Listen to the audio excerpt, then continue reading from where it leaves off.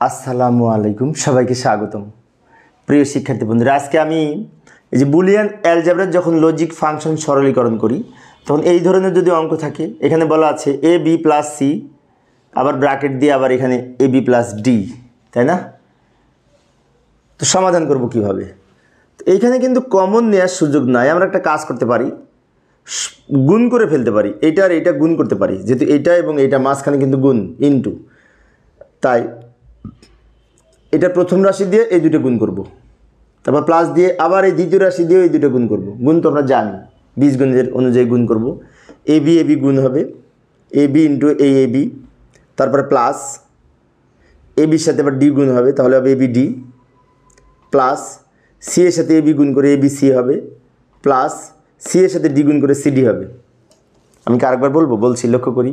এটার সাথে এটা গুণ করে এটা পেলাম, আবার এইটার সাথে এটা গুণ করে এটা পেলাম।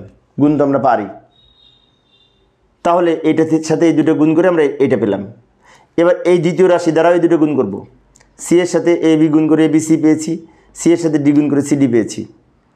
এখন আমাদের কমন নেওয়ার পালা। কমন নিব না। আমরা একটা কাজ করতে পারি, এই দুটো গুণ করে নিই আগে, তারপরের লাইনে কমন নিব। এই দুটো গুণ করলে আমরা কি হবে, এটা যদি এ ধরি, এটা যদি বি ধরি, এটা যদি এটা এ ইন্টু এ সমান এ হয়। কিন্তু দুইটা একই রকম হলে গুণ করে একটা হয়, বুলিয়ান অ্যালজেব্রার গুণের নিয়মে। যোগ, এখানে যা আছে রেখে দিলাম, প্লাস এখানে যা আছে রেখে দিলাম, প্লাস এখানে যা আছে রেখে দিলাম। এই যে এ ইন্টু এর সমান যদি এ হয়, তাহলে এটা ইন্টু এটা সমান একটা হবে। এটা কিন্তু মৌলিক উপপাদ্য, পূর্বে আলোচনা করেছি, এগুলো তো আমরা আগে দেখেছি। এই নিয়ম অনুযায়ী এই দুটো গুণ করে একটা হয়েছে। এইবার আমরা এই টোটাল অংশ থেকে এই এ বি এইখানে আছে, এ বি এইখানে আছে, এ বি এইখানে আছে, তো টোটালটা থেকে তো এ বি কমন নিতে পারি খুব সহজেই, তাই না? তো এ বি কমন নিই, এ বি কমন নিলাম। এখানে এ বি চলে আসলে 1 থাকে, প্লাস এখানে ডি থাকে, আবার এখানে এ বি চলে আসলে সি থাকে, প্লাস সি ডি রেখে দিলাম। আমি আরেকবার বলছি, লক্ষ্য করি। 1 2 3 এই অংশটা থেকে এ বি এইখানে আছে, এ বি এইখানে আছে, এ বি এইখানে আছে।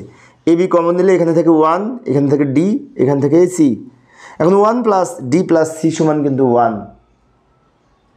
ইতিপূর্বে বলেছি 1 প্লাস সামথিং, 1 প্লাস যাই থাক না কেন ফলাফল 1 হয় এই বুলিয়ান অ্যালজেব্রার যোগের নিয়মে। সেজন্য আমরা এইটুকুর মান 1 লিখতে পারি। এই যে 1 প্লাস এ সমান যদি 1 হয়, তাহলে 1 প্লাস এটা সমান 1 হবে। এখন অনেকের মনে হতে পারে 1 প্লাস ডি প্লাস সি, হ্যাঁ এটার মান 1, তাহলে এটার মান যদি 1 ধরি, এ বি ইন্টু এটার মান 1 প্লাস সি ডি রেখে দিলাম। এবার এ বিকে 1 দ্বারা গুণ করলে A B plus C D, A B plus C D, এটা হচ্ছে উত্তর। তো প্রিয় শিক্ষার্থী বন্ধুরা, এই ছিল আমার আজকের আলোচনার বিষয়। আমি অবশ্য শিক্ষার্থীদের অনুরোধে অল্প অল্প করে আলোচনা করি, যাতে শিক্ষার্থীরা বোরিং ফিল না করে। তো আমার ক্লাসগুলি পাওয়ার জন্য তোমরা যদি আমার এই চ্যানেলের বেল বাটনটি অন করে রাখো, এমনিতেই তোমরা নোটিফিকেশন পেয়ে যাবে। আমি একজন সরকারি কলেজের শিক্ষক, শিক্ষার্থীদের অনুরোধে অনলাইনে ক্লাস নেই। আচ্ছা, পরে 14 নম্বর ক্লাসে কী করাবো একটু দেখে যাই। 14 নম্বর পর্বে যে এই অঙ্কটি আলোচনা করব, তোমরা হয়তো পারবে, চেষ্টা করবে, না পারলে আমি পরের ক্লাসে এটা করে দেখাবো কীভাবে করা যায়। দেখার আমন্ত্রণ রইল। পরিশেষে সবাই ভালো থাকবে এবং সুস্থ থাকবে, এই কামনায় খোদা হাফেজ।